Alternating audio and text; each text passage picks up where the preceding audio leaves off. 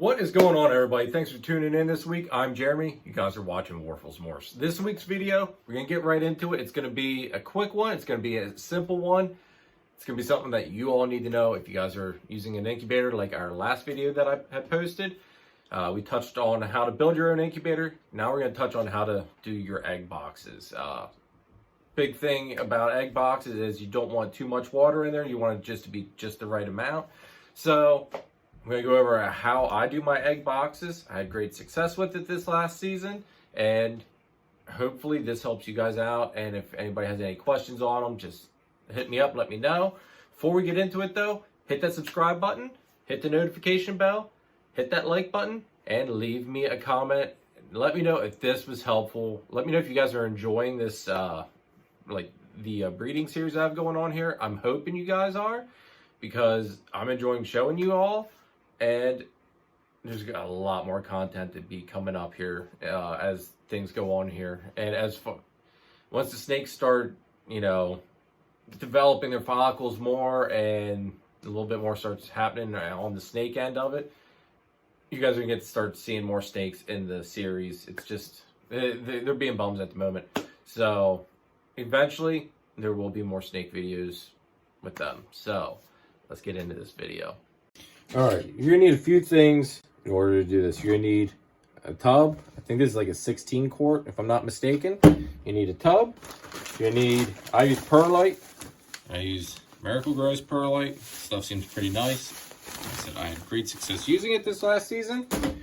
You're gonna need water, which I just keep water in a jug, and light diffuser grid. Now with light diffuser grid, it comes in like a big sheet. And instead of, I cut two different layers, or I cut two different pieces per egg box, and then I zip tie them together on like the corners. Just that way it keeps the eggs up off of the perlite and up off of the water, because you'll see why in a minute. So there's no real method to my madness as far as how much perlite and water that I put into each tub.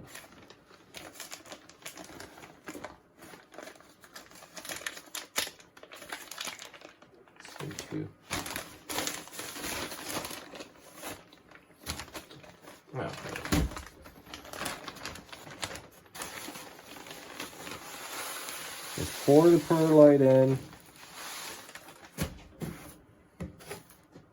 There's probably roughly, when I'm all done with it,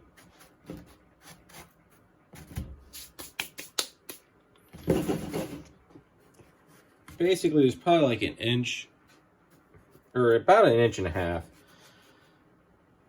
Yeah, I should add just a little bit more yet.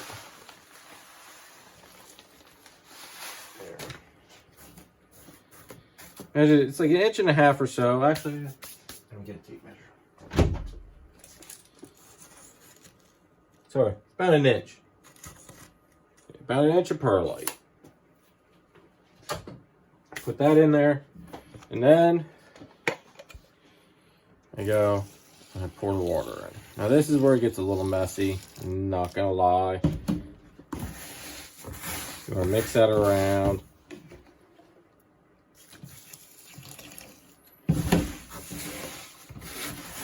Mix that around nice.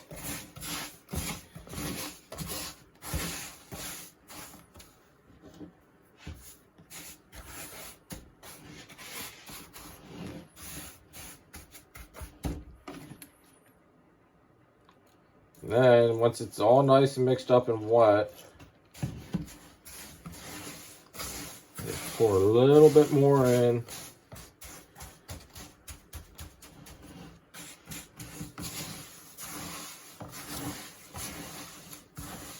And you can see, it's not soup, it's not like soupy, but it does have plenty of moisture in it where it stays nice and balled up if you squeeze it. You might get a little bit of water that squeezes out of it, but it's not super insane. I just kind of pat that level, like so. That's showing up on the camera. And then just take the light diffuser grid and place that on top. Now, with this, you should be able to push down and not have it sink down in. If it sinks down in, your ratio is off a little bit. I mean, if I push down super hard, it's like I'm putting a lot of weight on that and it's still not sinking in the whole way. It's sinking in a little bit, but it's not going the whole way down. So we should be able to do that and not have it overcome the light diffuser grid. And that's all there is to it with building your egg box. I use straws, and I'll just stick the straws in there, you know, to help hold the eggs in place. So that way they don't roll around and all that fun stuff. But that's all there is to it. And then once you put your eggs in there, like I'll put this in the incubator, I'm going to say like a week ahead, a week before I think I'm getting eggs. Put this in the incubator. Let that water all warm up to incubator temp of around 90. Once your eggs laid, put your eggs in there, peg them in place with the straws, and then I put a layer of press and seal over the very top of the tub here, and then on top of the press and seal, I put the lid. Boom, just like that.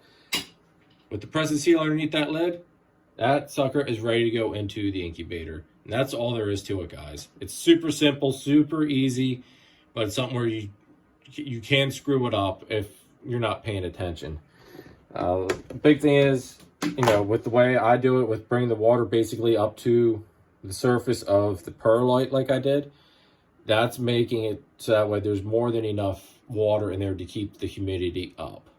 And you want to have that humidity as high as you can get it, but you just want to make sure you don't have water dripping on the eggs or water coming up from below and touching the eggs. That's the big thing. That's where this light diffuser grid comes into play.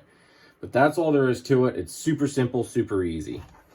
All right, so that is it, everybody. That is how I do my egg boxes. It's super simple, like I had said before. Hope that helps. I know it's one thing when I was going to do my first egg box, I was always worried that I had too much water and not enough water. And I went with this method. I know some other breeders basically use the exact same method. Might vary a little bit on the water the quantity of water, but essentially it's the same. And this method worked out great for me. Like I said, 100% hatch rate with with the 4 clutches I had this year. So I'm sticking to how I'm doing it this way.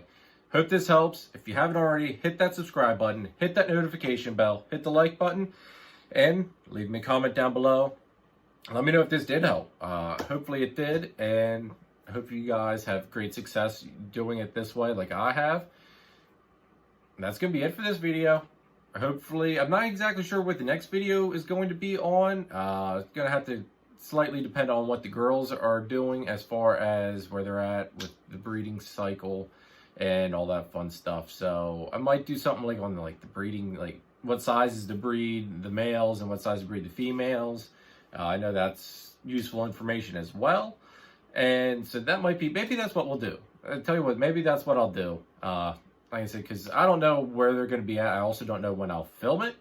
So I might film it later on today because I'm on a roll here anyway.